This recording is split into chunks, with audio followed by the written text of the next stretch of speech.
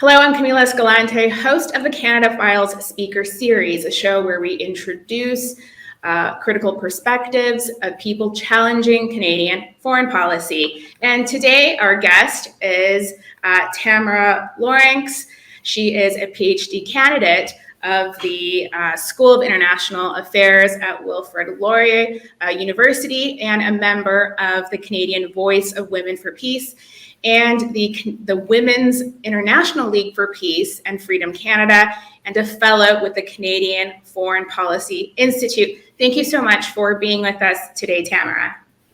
Thank you very much for having me, Camila.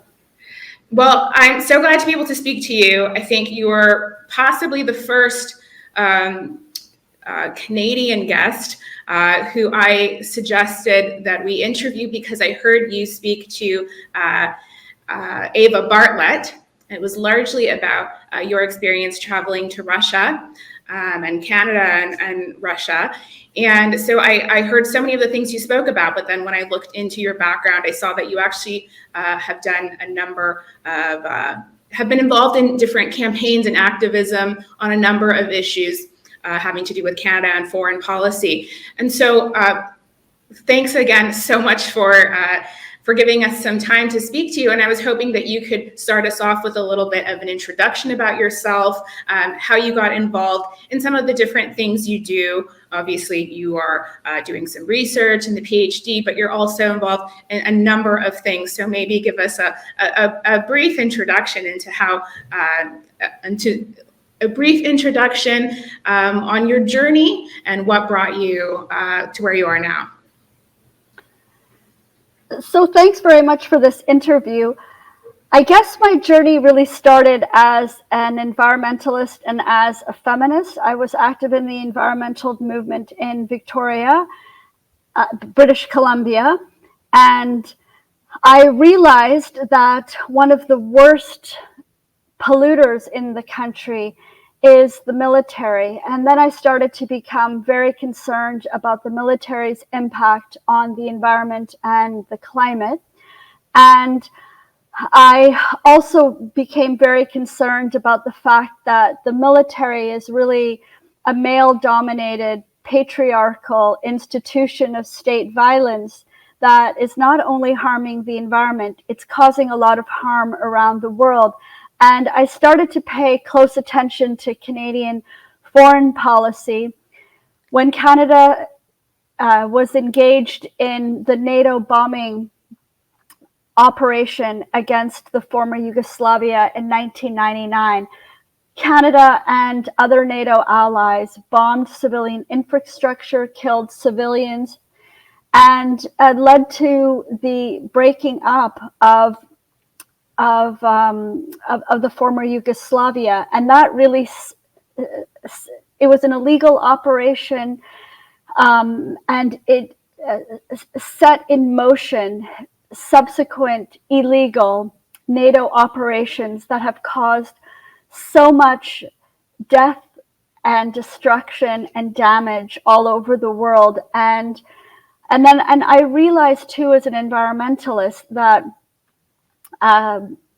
we are not going to be able to achieve the commitments that we've made to the UN Framework Convention on Climate Change to try to avert catastrophic climate change if we are investing in carbon-intensive militarism and weapons procurement. So I decided that I was going to try to combine my concerns of women's rights and equality, my interests and concerns around feminism, my concerns about the environment, and my concerns about peace together. And so I'm working now on a PhD at Wilfrid Laurier University in the Balsillie School of International Affairs, and I'm looking at the problem of military emissions in global climate governance.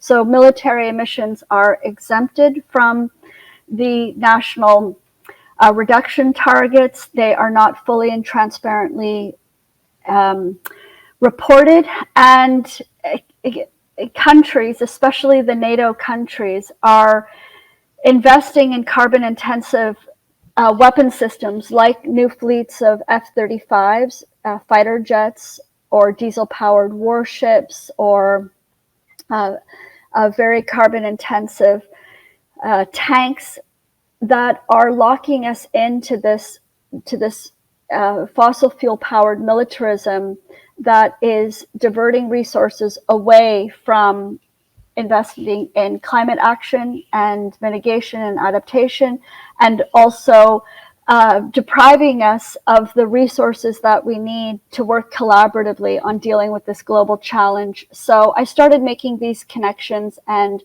wanting to work on them as an activist and as an academic. I think the research that you're doing and all of that work is particularly interesting, and I guess we're going to come back to it a little bit later.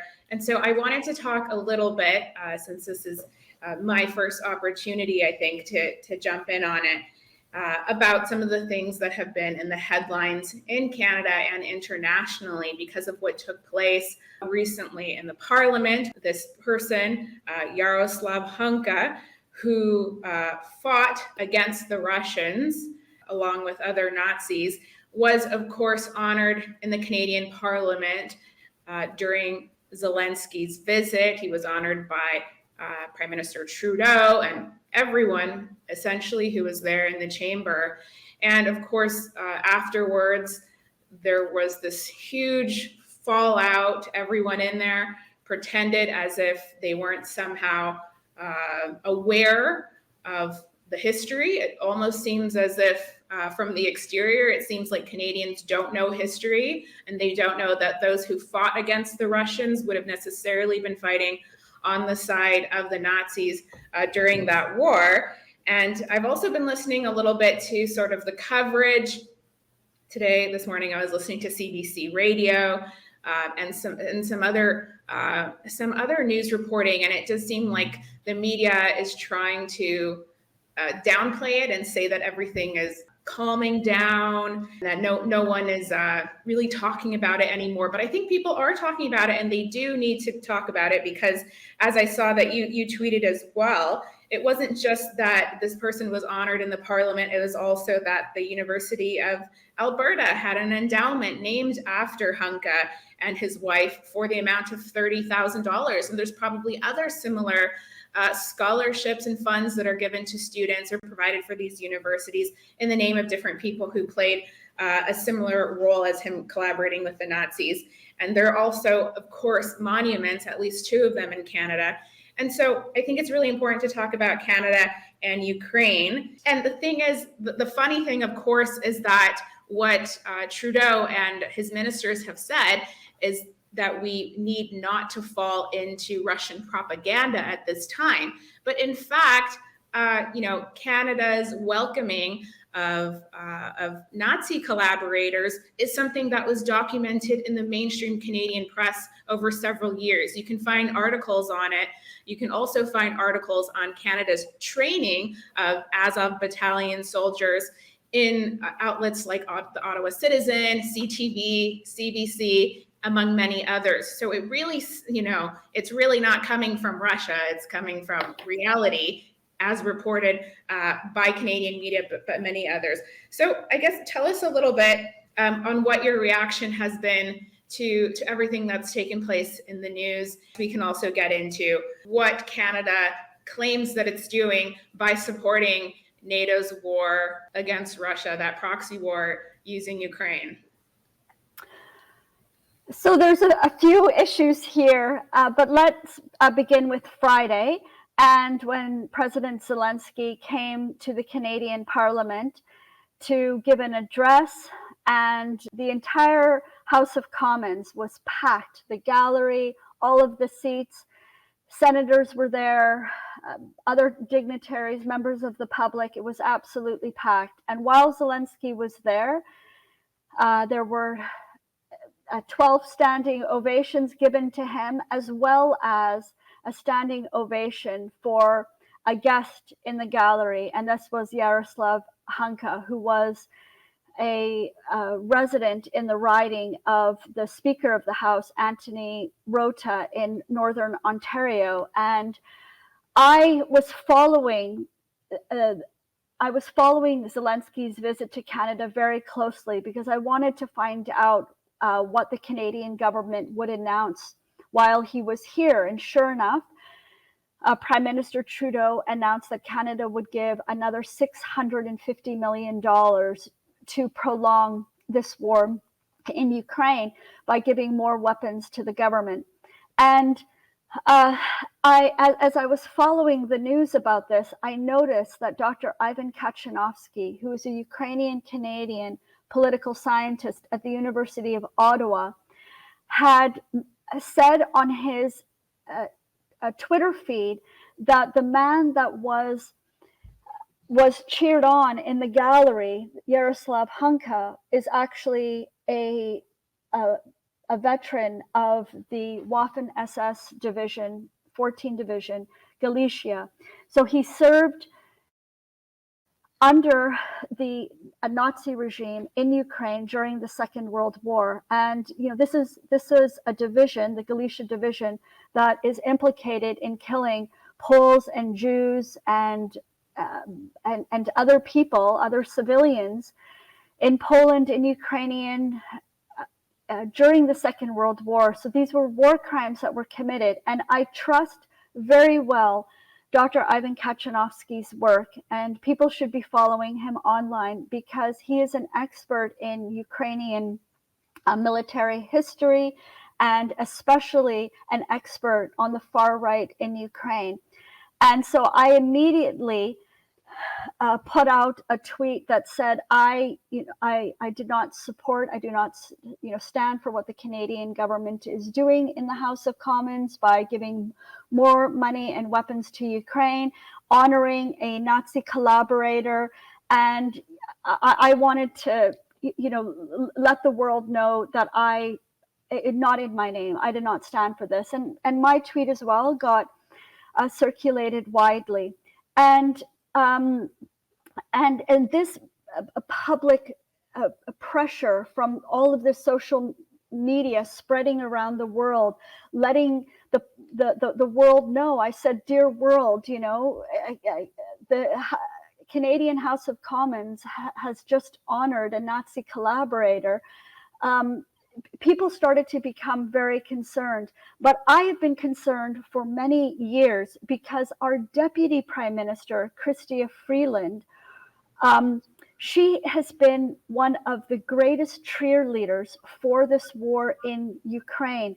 And her background is very circumspect. Her grandfather was also a Nazi collaborator. He was an editor for a pro-Nazi newspaper in Poland and helped disseminate Nazi propaganda in the region. And Freeland as well is very close to a far-right organization, a Ukrainian organization called the UCC, the Ukrainian Canadian Congress. And this is comprised of members of the Ukrainian diaspora in this country that are, very sympathetic to Ukrainian right-wing positions. They're very Russophobic, and they have been very supportive of this NATO proxy war in Ukraine against Russia. The other thing is I have a friend named Richard Sanders who is with an organization called COAT, Canadians to Oppose the Arms Trade, and he did a publication about 4 years ago about far-right extremists from Ukraine and other Eastern European countries like Estonia, Lithuania, and Latvia. And he wrote about the concern of these groups strengthening, expanding in the country. And his publication was really important and a warning. And I also, so through that publication, you can go to Campaign to Oppose the Arms Trade in Canada, COAT, and you can find this publication online by Richard Sanders. He also talks about this history of Canada welcoming Nazi collaborators after the Second World War, not only from Ukraine, like members of this Waffen-SS division, not only like members of Chrystia Freeland's family and her grandfather, who was a Nazi sympathizer, but also these Nazi collaborators from Eastern Europe, from Estonia, Latvia, and Lithuania. And Lev Golenkin, who is an American-Ukrainian journalist, he just did an interview where he said that one of the reasons why the Canadian government brought in these very very violent Eastern European Nazis into the country, one of the reasons why was because they were used by the Canadian government to break strikes and to challenge the labor movement in Canada. It was a way to weaken the labor movement. And if you look at newspapers from across Canada, for instance, in Manitoba and in Alberta and in Ontario, you can see that these immigrants from Eastern Europe who were collaborating with the Nazis were involved in some terrorist activities in the country against labor, against social movements, against communist movements. So they were used as a way to suppress the labor movement and the communist movement in this country. And so Canadians need to confront this history, and we need to have like a truth and reconciliation process about why we failed to deport these people, to hold these people to account, why we feted them. Maybe the last story that I'll share with you, because I saw this even with my own eyes when I was in Riga, Latvia last November, looking at Canada's NATO operations in the country. I went to the War Museum in the capital, and in that museum, on the top floor, is a display of the Latvians who left the country to come to Canada. And there is a picture in the display that shows the Latvians in Toronto in 1969 having a big party. They're all dressed up in their tuxedos, and behind them on the wall is a big swastika. So the Canadian government knew these people were Nazis, allowed them to work in this country, allowed them to live here, allowed them to be unaccountable for the things that they supported and did during the Second World War. And Canadians need to face this reality. Yeah, absolutely. So you have been one important voice among a few, I would say, who've spoken about Canada's past. And you were able to do so in part because of, as you said, you took this trip last year to Russia and Eastern Europe for a fact-finding mission of your own, which I think is very important. So why don't you tell us a little bit more, expand a bit on what it is you found, the places you went, and how it's related to Canada's role, in the past. And also, how that's connected to Canada now participating in this war. Yeah, so last November, I was in Sharm el-Sheikh, Egypt, to attend the climate summit, COP27. And I realized as I was planning that trip that I would be able to get a direct flight from Cairo to Moscow.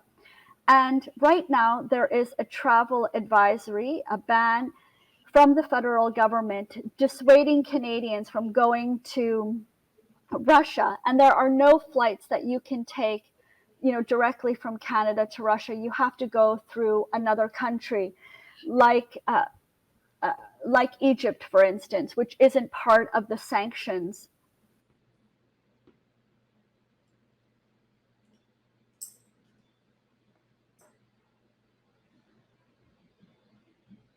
To meet people, I wanted to understand this conflict because I am convinced, like Dr. Stephen F. Cohen was convinced, that it's really the United States, Canada, other NATO countries This is a NATO proxy war in Ukraine against Russia. The last book that Stephen F. Cohen wrote before he died in 2019 was called War with Russia, ?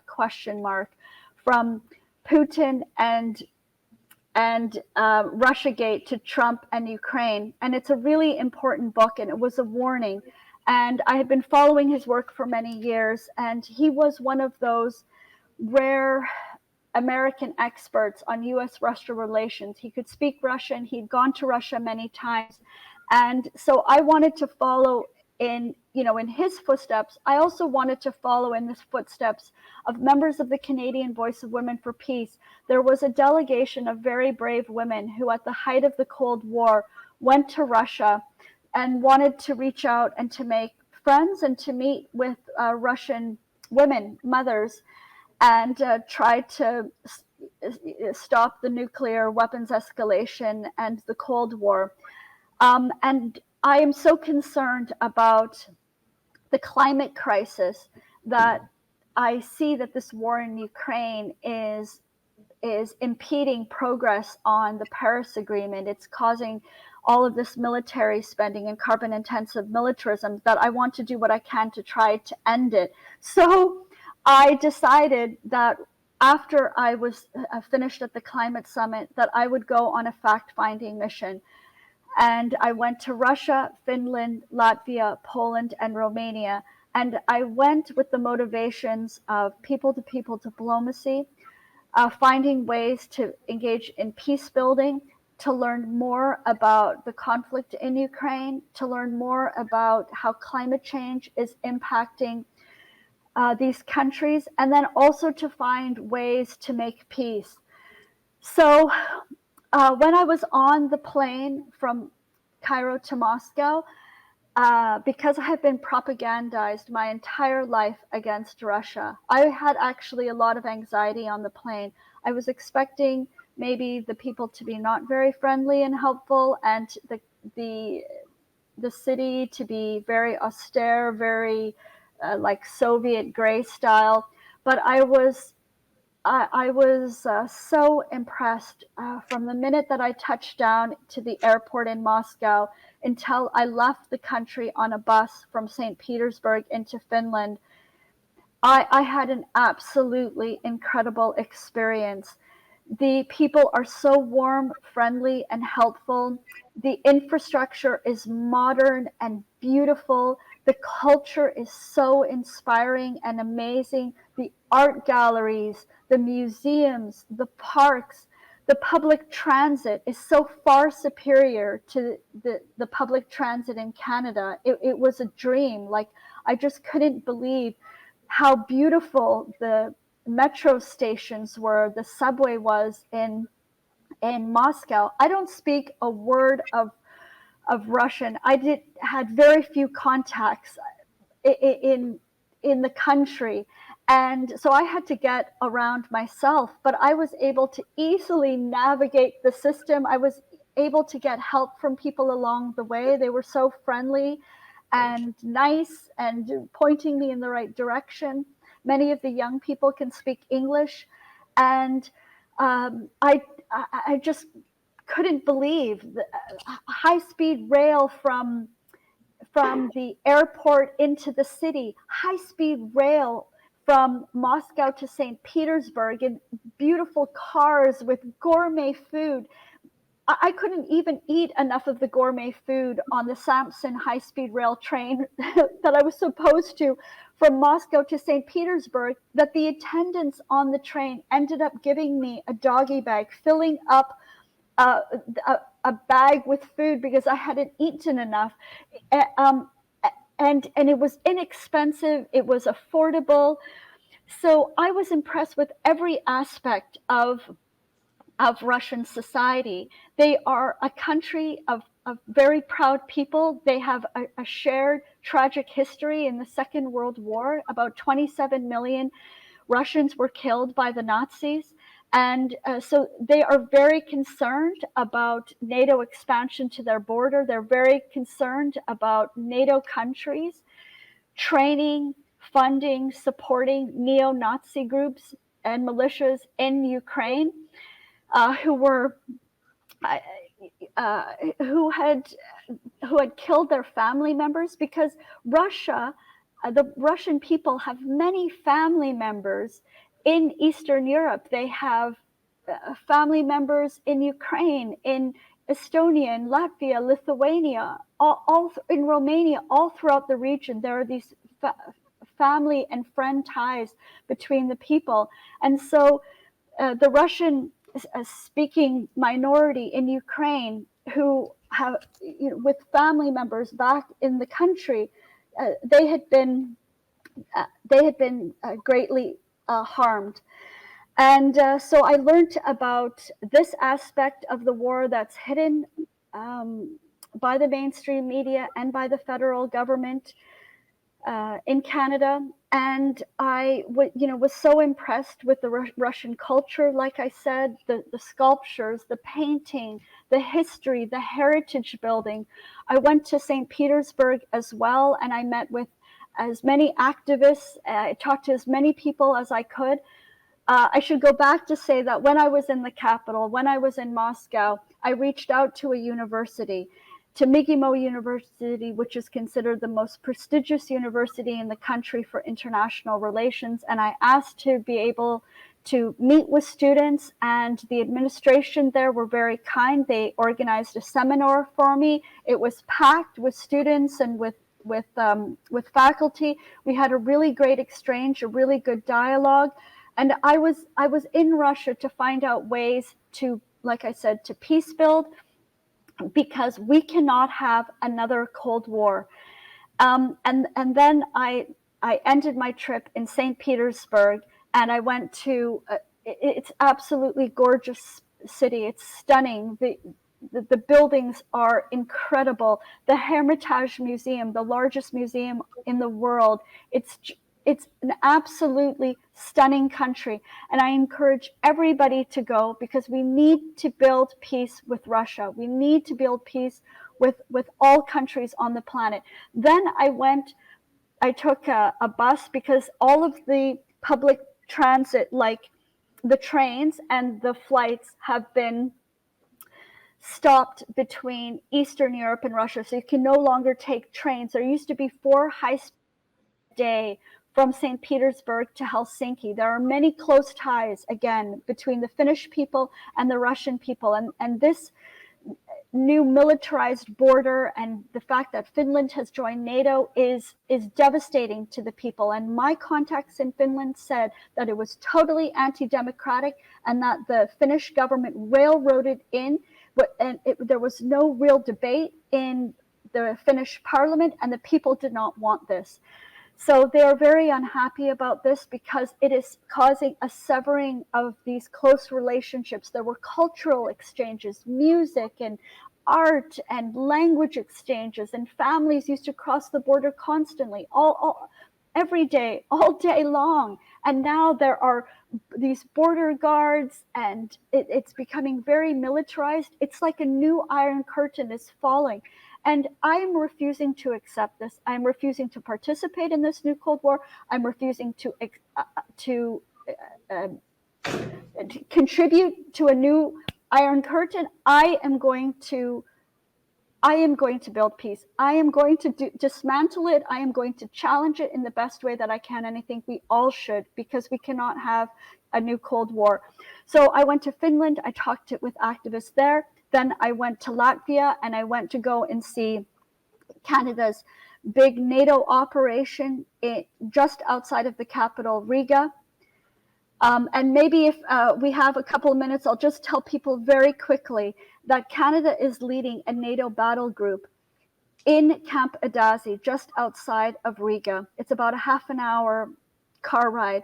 And I was there, and I brought my sign that said, "No to NATO, yes to peace and cooperation." I had this pink sign, and I held it everywhere I went. I found the embassy at all of the countries that I was in, and I stood out underneath the Canadian embassy with my sign. I let everybody know that I was opposed to NATO contributing to this new Cold War, and that is what they are doing by militarizing the region. Canada, with our military, is it is creating a new, like, NATO Iron Curtain. It's militarizing the region. We have 1,000 soldiers leading a NATO battle group at this Camp Adazi. When I was there, I delivered a letter to the commander, said, I do not support this, what Canada is doing. We should be building cultural exchanges, not military, on Russia's border. And while I was standing there at Camp Adazi with my sign, I could hear the shooting and the shelling in the forest. The Canadian military has contributed to the destruction of the Latvian forest. And if you look at aerial photos, you'll see, because we are leading a tank brigade there, that the tanks have decimated the forest. They have crushed it. The trees are gone. The land is scarred. And this, this again shows how militarism is so environmentally destructive. And now Latvia has lost a carbon sink, and Latvia is experiencing the adverse impacts of climate change. The whole region is. And then I went to Poland and to Romania. And maybe there's so much to say, but maybe what I will end by saying that when I was in Warsaw, this was at the end of my trip, I had a really profound experience. I met with a group of Ukrainians. These were young men who fled the country because they did not want to fight. And these are Ukrainian men from both sides of the contact line, from Western Ukraine and from Eastern Ukraine. And they left the country. They have families. They said, we want to work. We want to care for our families. We don't want to fight each other. We want this war to end. And so that is the message that I heard. The people in the region want this war to end because it is causing hardship throughout the region. There are sanctions. They can't go and see their families anymore. The costs are going up. There were businesses in Latvia that didn't even have enough money to run their lights on or to be able to stay open for very long. And people are struggling to make ends meet. Poverty is on the rise. So we've got to do what we can to end this war. So that's why I wanted to go to learn more about the region, to learn more about the harm that NATO is doing there, find out how we can try to build peace. And I just encourage people to go themselves and do whatever they can. Yeah, I'm really glad that you got the opportunity to go to all of those different places and hear from people, share that with us. And I've heard a couple other people express similar findings when they went. And I think it's really important as well for me, even though I cover Latin America, to hear those different views. And so I'm based in Latin America, of course. This is what I cover and the things I report on. But I was recently in Toronto, well, in Canada. I went to a couple places, but I was last there a couple months ago. And in fact, talking to a lot of friends and activists and people I know there, you would actually think, based on the media and from the outside, it does kind of seem like there is just full support across maybe the political spectrum and across, among Canadians for NATO, support for this war, but there actually isn't. And I think that these sorts of views are just really severely underrepresented, and it's very difficult to speak out against Canadian foreign policy, against the media. There's been a lot of issues in recent years.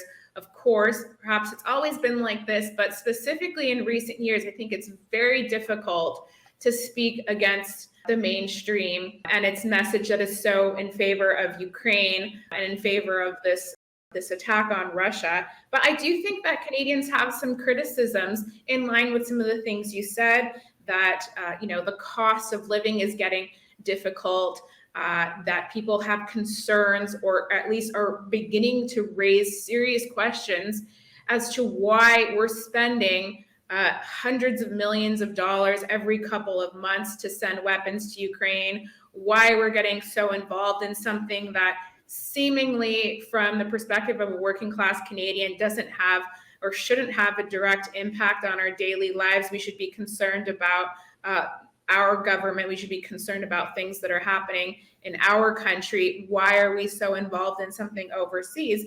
I do think people are kind of raising these questions. I think you began to touch on it. We just finished high level week at the UN General Assembly, and I've heard you remark before about the way in which we just are so accustomed to hearing these empty speeches, where Canada, for example, talks about being such an environmentally friendly country. I think it was among the countries that was included in this special invite breakout meeting on the invitation of Antonio Guterres for being some sort of country that does some sort of work to combat climate change. It's completely false and absurd.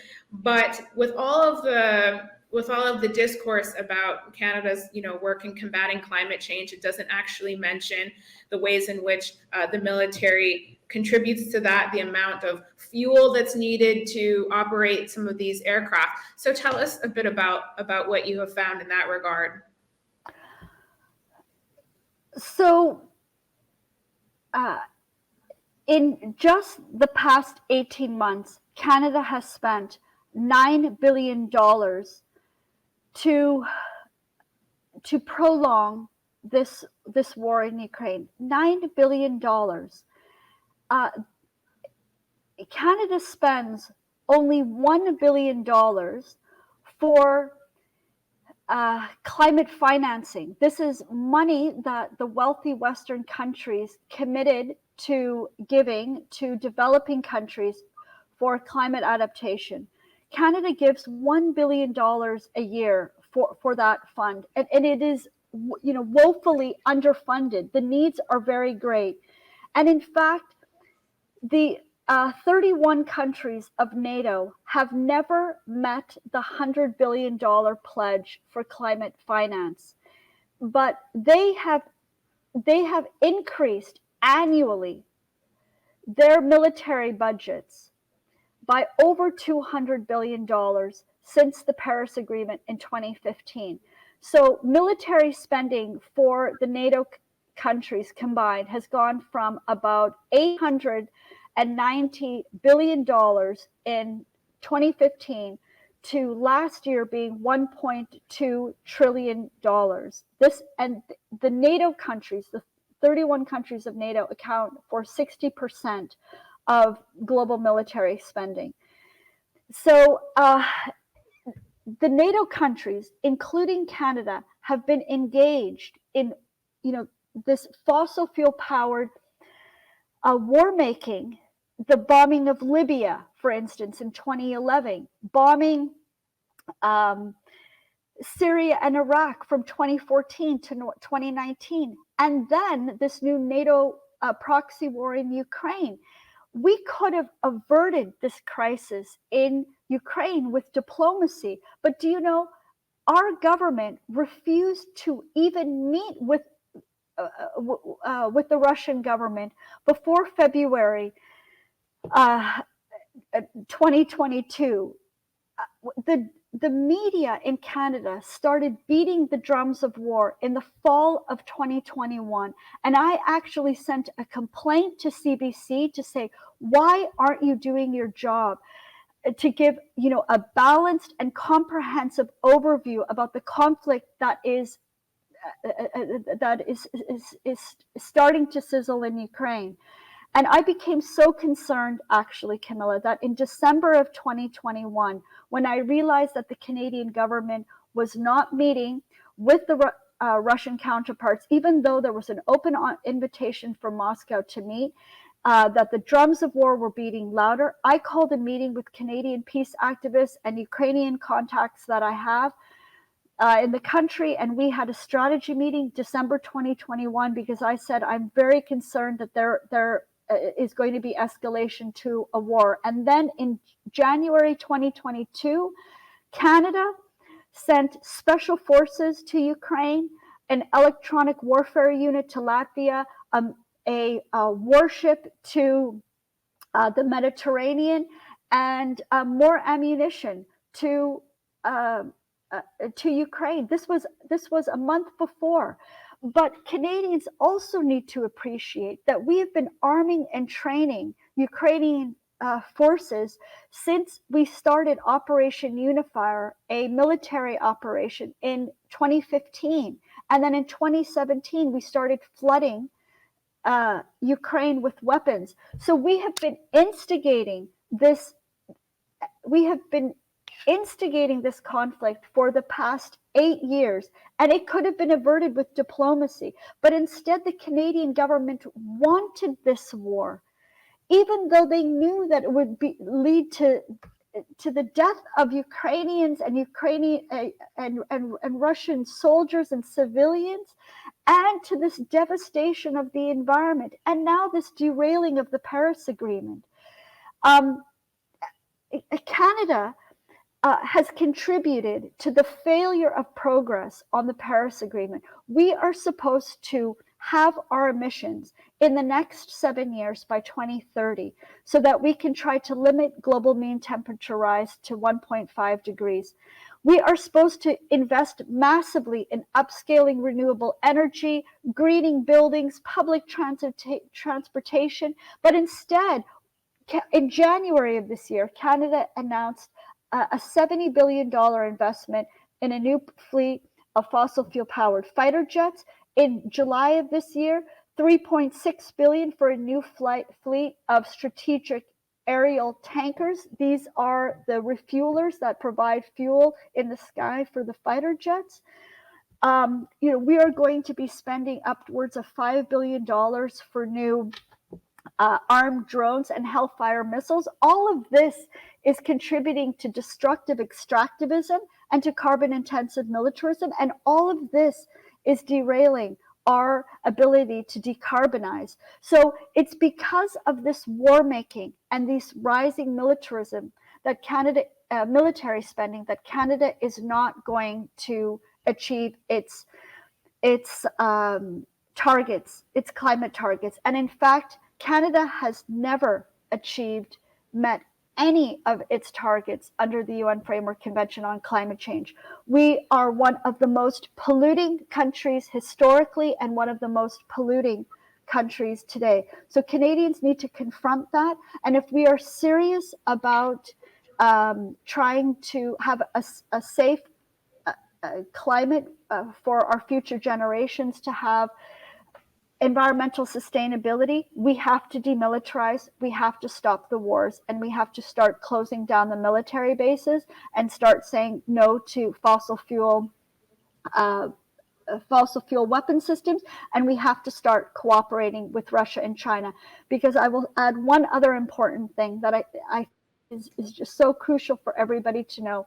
In March of this year, the Intergovernmental Panel on Climate Change came out with their 6th assessment report about the state of the climate.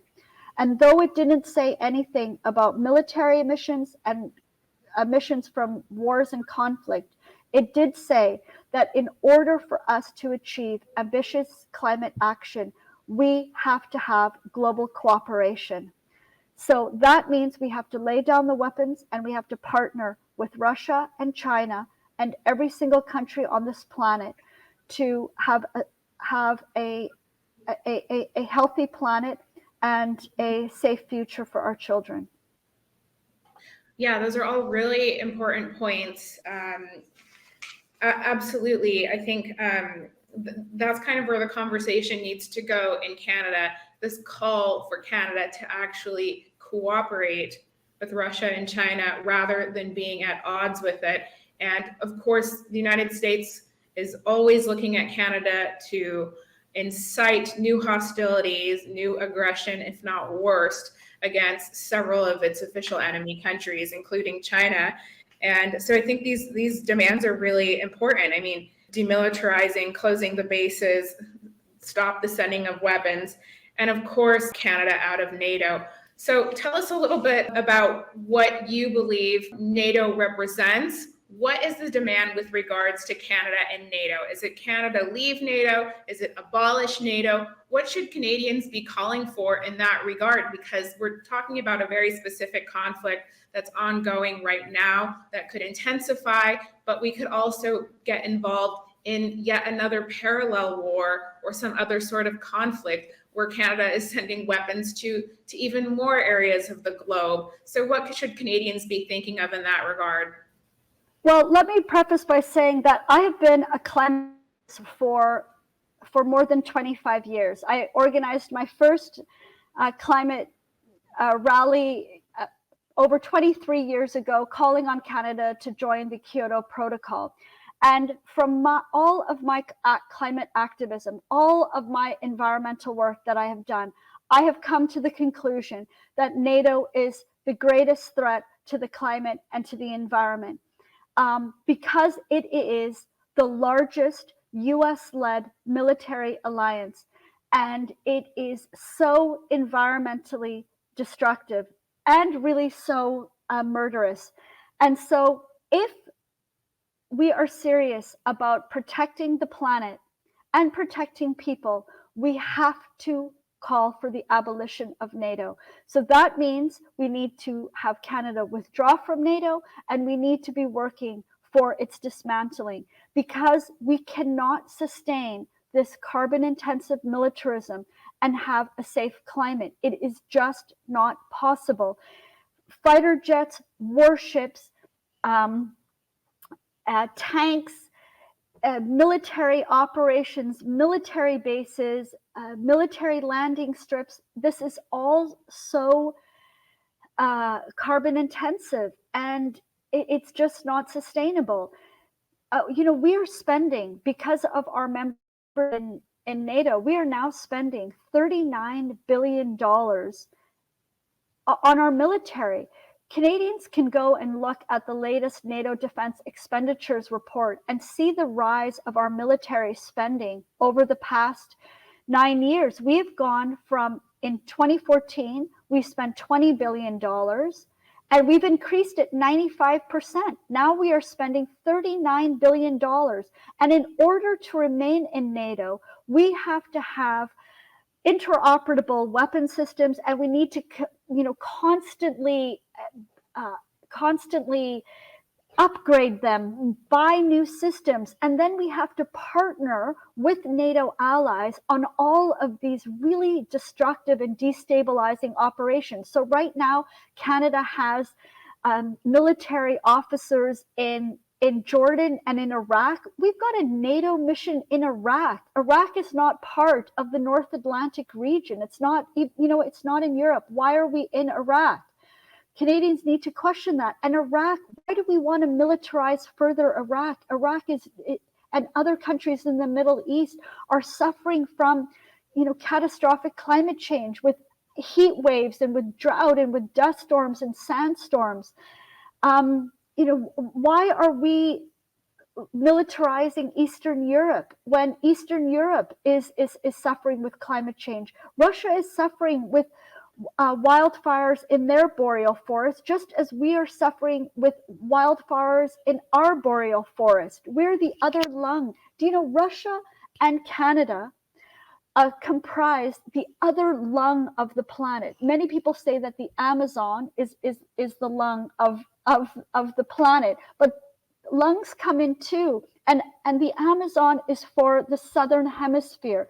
The northern hemisphere, the boreal forest, and the Arctic are these really precious ecosystems, the forest and this ocean that Canada and Russia share. We should be working on protecting these regions instead of militarizing. Instead, because of NATO, Canada's spending $36.8 billion, and also for our commitments with NORAD to militarize the Arctic with new bases and new naval ports, for the new fleet of fighter jets and for the new fleet of warships that Canada is building. And none of this is contributing to helping the climate and helping decarbonize. It's doing the exact opposite. It's further a conflict with other countries, especially with Russia and China, and it's preventing us from cooperating. Yeah, you make an extremely strong and important plea. And I think that with everything that's going on, I would really hope that Canadians, people in Canada, begin to pay a little closer attention to what our role in all of this is, what the role of our government and military has been, what we're actually paying for at our own expense and the expense of the planet and people all over the world. And so I wanted you to now give us a little bit of an overview of this global week of action that's going to begin, I think, this weekend. Or a couple days later in Canada, and why it's so important for Canadians to activate. Yes, so in June, I was in Vienna for the International Summit for Peace in Ukraine, and there were over 300 people from around the world that came and, working together to try to find a way to, end this tragic war in Ukraine that has adverse global ramifications. And an outcome from that International Summit for Peace in Ukraine was this call for a global mobilization to end the war in Ukraine from September 30th until October 8th. Now, this has been called by groups like the International Peace Bureau, Code Pink, and Campaign for Environment, among many other groups. But in Canada, we are going to have a week of action to end the war in Ukraine, and we're calling it from October 1st to October 8th. We want to ensure that we set aside September 30th, which is the National Day for Truth and Reconciliation with Indigenous Peoples. But our organization, the Women's International League for Peace and Freedom Canada and the Canadian Voice of Women for Peace, we are part of an umbrella organization called the Canada-wide Peace and Justice Network. And we are working together with about 45 peace groups across the country on having this week of action. So from Sunday until Sunday, we are going to be having rallies in cities across the country, from Victoria, Vancouver, Regina, Ottawa, Toronto, Waterloo, where I'm in, Montreal. There's about 20 cities that are participating. We're going to be out public on the streets with our banners and signs saying, ceasefire now, negotiations, we want peace, and stop sending weapons and start talking and start using diplomacy.